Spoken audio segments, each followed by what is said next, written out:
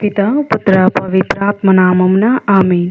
ప్రియ స్నేహితులారా, మీ అందరికీ దేవుని యొక్క ఆశీస్సులను తెలియజేస్తూ ఈనాడు ఫిబ్రవరి 8వ తారీఖు తల్లి శ్రీ సభ 5వ సామాన్య ఆదివారాన్ని కొనియాడుతూ ఉండగా ఈనాటి మొదటి పట్టణము యెషయా గ్రంథం 58వ అధ్యాయం 7వ వచనం నుండి 10వ వచనం వరకు. పునీత పౌలు కొరింథీయులకు రాసిన మొదటి లేఖ 2వ అధ్యాయం 1వ వచనం నుండి 5వ వచనం వరకు. మత్తయి సువార్త 5వ అధ్యాయం 13వ వచనం నుండి 16వ వచనం వరకు. ఈనాటి సువార్త పట్ల ధ్యానాంశానికి మిమ్మల్ని అందరినీ కూడా ప్రేమతో ఆహ్వానిస్తూ ఉన్నాను. ఉదయం నిద్ర లేచినప్పటి నుండి రాత్రి నిద్రపోయే వరకు ఎన్నో మాటలు మాట్లాడుతూ ఉంటాం. వాగ్దానాలు, ప్రమాణాలు చేస్తూ ఉంటాం. ఇచ్చిన మాటను నెరవేర్చినప్పుడు మన మాటలకు విలువ, గౌరవం ఉంటుంది. క్రైస్తవ జీవితం మాటల్లో కాక చేతల్లోనున్నదని, ఏవో కొన్ని సత్యాలను నమ్మి కొన్ని చట్టాలను పాటించటం మాత్రమే కాదని, మనం ప్రకటించే విశ్వాసానికి, జీవిత విధానానికి మధ్య సంబంధం ఉన్నదని, ప్రార్థనకు, ప్రవర్తనకు మధ్య పరస్పర సంబంధం ఉన్నదని పరిశుద్ధ పట్టణాలు తెలియజేస్తూ ఉన్నాయి. మొదటి పట్టణంలో ప్రార్థనకు జవాబు దొరకటలేదు. ఎందుకని? సామాజిక విలువల గురించి, మానవత్వపు విలువల గురించి చాలాసార్లు విని ఉంటాం. ఆపదలోనున్న వారిని ఆదుకొనుట మానవ ధర్మమని, ఆకలితో ఉన్న వానికి అన్నమే పరమాత్మ అని, అన్నదాత సుఖీభవ అని, ఆకలితోనున్న వాణ్ణి, ఆపదలోనున్న వానిని ఆదుకొనిడి వాడే మనిషి అని, మానవ సేవే మాధవ సేవ అని చెప్పుకున్న వానికి చేసుకున్నంత మహాదేవ అని, మనం ఇతరులకు చేసిన పుణ్యం మనకే తిరిగి వస్తుంది. కానీ చాలా వరకు ఇవన్నీ మాటలకు మాత్రమే పరిమితం, మనసులో ఉండదు. మత్తయి సువార్త 15వ అధ్యాయం 8వ వచనం. సోదర ప్రేమ లేనివాడు దేవుడిని ప్రేమించలేడు. యెషయా గ్రంథం మనం ఈనాడు ధ్యానిస్తూ ఉన్నాం. దైవ ప్రేమ, సోదర ప్రేమ అనునవి రెండు ప్రధానమైన ఆజ్ఞలు. ఇవి పాటించకుండా ఎంతగా ప్రార్థించినను ఫలితం మాత్రం శూన్యం. దేవుడు చెప్పినట్లు చేయకుండా ఎంతగా ప్రార్థించినను ఫలితం శూన్యం. లూకా సువార్త 6వ అధ్యాయం 46వ వచనం. ప్రార్థించే పెదవుల కన్నా సాయం చేసే చేతులు మిన్న. మదర్ తెరీసా ఆపదలో ఉన్న వారిని, మన సహాయం అర్థించిన వారిని ఆదుకోకుండా, సాయం చేయకుండా తీయని మాటలు చెప్పినా, ప్రార్థించిన ఫలితం శూన్యం. దేవుడు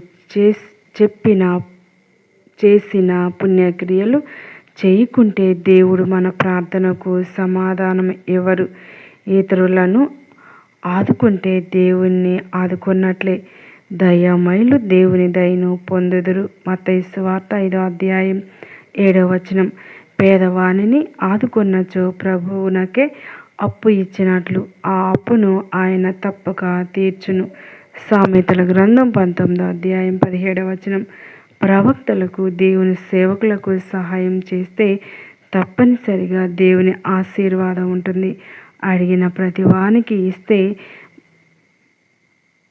బాప్తిస్మ యోహాను చెప్పినట్లుగా చేస్తే అప్పుడు దేవుని ఆశీర్వాదం ఉంటుంది. మన ప్రార్థనను ఆలకించి, అంగీకరించి, ఆశీర్వదించి జవాబిస్తారు. సువార్త పట్టణం చూసినట్లయితే ఉప్పు దాని సహజ గుణం అందరికీ తెలిసిందే. ఉప్పుకు 3 గుణాలుంటాయి. రుచినిచ్చే గుణం. క్రైస్తవులు కూడా మానవ జాతికి రుచినివ్వగలగాలి. కష్టాలు, శ్రమలు, బాధలు కారణంగా చాలామందికి జీవితంపై విరక్తి పుడుతుంది. జీవితం దుర్బలంగా మారుతుంది. పరిస్థితులు ఎలా ఉన్నా క్రైస్తవ విశ్వాసం జీవితానికి రుచినివ్వగలదని నిరూపించాలి. శుభ్రపరిచే గుణం. జ్ఞాన స్నాన సాంగ్యంలో నీటిని ఆశీర్వదించుటలో నీటి ఉప్పు కలయిక ద్వారా, గురువు ప్రార్థన ద్వారా దేవుని శక్తిని తీర్థాలు పొందుకుంటాయి.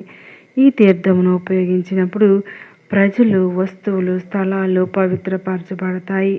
ఈ తీర్థమును చిలకరించినప్పుడు సైతాను శక్తులు నశించిపోతాయి.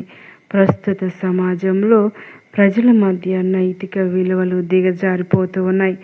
అపరిశుద్ధత పేరుకుపోతుంది, పాపం పండిపోతుంది. క్రైస్తవులు పరిశుద్ధమైన ప్రవర్తనతో ఆధ్యాత్మిక నైతిక విలువలను పరీక్షించాలి. దేవుని ద్వారా పరిశుభ్రపరిచే శక్తిలా ఉండాలి. నిలువ చేసే గుణం, ఉప్పుగే ఆహార పదార్థములను పాడవకుండా కాపాడే గుణం, నిలువ చేసే గుణం ఉంది. క్రైస్తవులు కూడా తాము పాడవకుండా తమ చుట్టూ మంచి వాతావరణాన్ని కలుగచేసి పతనం కాకుండా ఉండేటట్లు చూడాలి. రెండవది వెలుగు. మీరు లోకమునకు వెలుగై ఉన్నారు. మత్తయి సువార్త 5వ అధ్యాయం 14వ వచనం. మీ వెలుగును ఇతరుల ముందు ప్రకాశింపనిండు అని ప్రభు పలుకుచున్నాడు. ఈ వెలుగును మనమందరం జ్ఞానస్నానంలో స్వీకరించి ఉన్నాం. ప్రభువు జగతికి జ్యోతి, క్రీస్తు జ్యోతిని స్వీకరింపుడు. ఈ వెలుగు అన్యులకు దేవుని మహిమను ఎరుకపరచే వెలుగు. నీ వాక్యం నా పాదములకు దీపం, నా త్రోవకు వెలుగు. జ్ఞానస్నానంలో మనం స్వీకరించిన దీపిక విశ్వాస దీపిక, విజ్ఞాన దీపిక. ఈ దీపిక ఎల్లప్పుడూ వెలుగుతూ ఉండాలి. ప్రభువు నందు విశ్వాసముంచి ఆయన త్రోవకు వెలుగుగా మనలను నడిపిస్తూ ఉండాలి. కీర్తనలో 119 105వ వచనం. ప్రభువునకు లోబడి జీవిస్తూ ఆయన నుండి ఆదరణ పొందుకుంటూ జీవించాలి.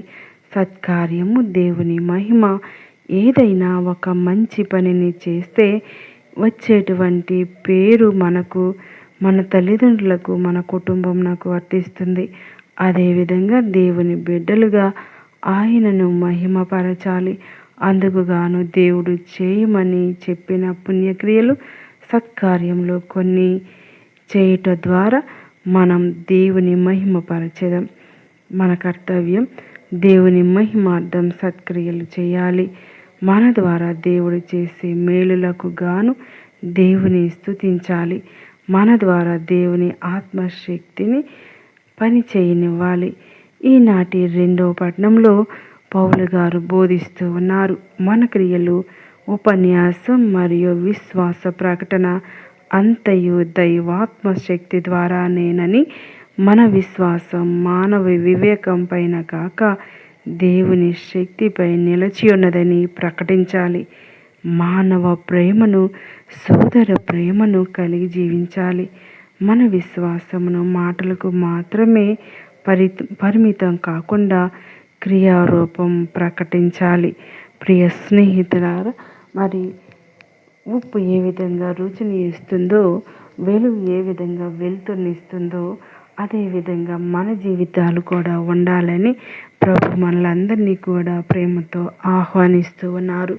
మరి ఈనాడు యొక్క గొప్ప వాక్యాన్ని ధ్యానిస్తున్న మనందరికీ దయగల సర్వేశ్వరుడు ఈ లోకానికి ఏ విధంగా అయితే వెలుగుగా ఉన్నారో, మన జీవితాలు కూడా వెలుగును వెలిగించమని, ఇతరులకు వెలుగుగా మారమని మనల్ని అందరినీ కూడా ఆహ్వానిస్తున్నాడు. మరి ఈ లోకంలో జీవిస్తున్నప్పుడు మనం ఏ విధంగా వెలుగుగా ఉండగలం? ఈ లోకంలో నడిచినప్పుడు ఆ సమయం అంతా కూడా చీకటి సంబంధించినటువంటి పనులను చేస్తూ ఉంటాం. మరి చీకటి నుంచి వెలుగులోనికి వచ్చినప్పుడు మన యొక్క జీవితం ఒక తెల్ల కాగితంలా మారిపోతూ ఉంది, మంచు వలె మారుతూ ఉంటుంది. దేవుని యొక్క ప్రకాశం మన హృదయాలపై, మన ముఖాలపై తేజోవంతంగా మారుతూ ఉంది. మరి ఆ వెలుగు చూసినప్పుడు జనులు మనం దేవుని బిడ్డలని గౌరవిస్తూ ఉంటాం. మరి ఆ వెలుగు ఎలాంటిది అంటే, మన నోటి మాట ప్రభుని మాటగా మారుతుంది. మన నోటి మాట దయగా, జాలిగా, కరుణతో నిండి ఉంటుంది. మన చేతులు ఆదరించే చేతులుగా మారుతూ ఉంటాయి. మరి మన కాళ్ళు ఆలింగనం చేసుకోవటానికి, సహాయపడటానికి నడిచి వెళ్తూ ఉంటాయి. మరి మన యొక్క దాన ధర్మ క్రియలు ఇతరులను ప్రభువు వైపు నడిపిస్తూ ప్రభువుని ఎరుకుపరుస్తూ ఉంటాయి. మరి ఇలాంటి వెలుగును మన హృదయంలో నింపమని కోరుకుందాం. ఆ వెలుగే మన జీవిత రక్ష, ఆ వెలుగే మన రక్షణ, ఆయన వెలుగే మన త్రోవకు దారి చూపుతూ ఉంటుంది. ప్రియ స్నేహితులారా, అనుదినం వాక్యాన్ని చదువుదాం, వాక్యంలో జీవించుదాం. దయగల దేవుడు ఆ వాక్యం పట్ల మనకి ప్రీతిని కలిగించునుగాక. ఆమేన్. కళ్ళు మూసుకొని ప్రార్థన చేద్దాం. దయగలిగిన దేవ, కృప కలిగిన తండ్రి, ఈ యొక్క 5వ సామాన్య ఆదివారంలో మమ్మల్ని అందరినీ కూడా నీ సేవలోకి నడిపిస్తున్నందుకు వందనాలు ప్రభువా. మేమందరం కూడా ఈ లోకానికి ఉప్పు వలె వెలుగుగా మమ్మలను దీవించినందుకు వందనాలు, స్తుతులు, స్తోత్రాలనైనా. నీ యొక్క పరిశుద్ధ నామాన్ని ప్రకటించడంలో సోమరిపోతులుగా కాకుండా వినువారిగా, ప్రకటించువారిగా, ఆచరించువారిగా తీర్చిదిద్దమని, నీ పవిత్ర నామాన్ని నలుదిశలా ప్రకటించడానికి శక్తిని, బలాన్ని దయచేయమని ఈ ఆదివారం సమయమందు మా కుటుంబాలను, మా బిడ్డలను దీవించి ఆశీర్వదించమని ఈ ప్రార్థన మన నాథుడైన యేసుక్రీస్తు ద్వారా అడిగి వేడుకొంచున్నాం తండ్రి. ఆమేన్. పితా, పుత్ర, పవిత్ర ఆత్మ నామమున ఆమేన్.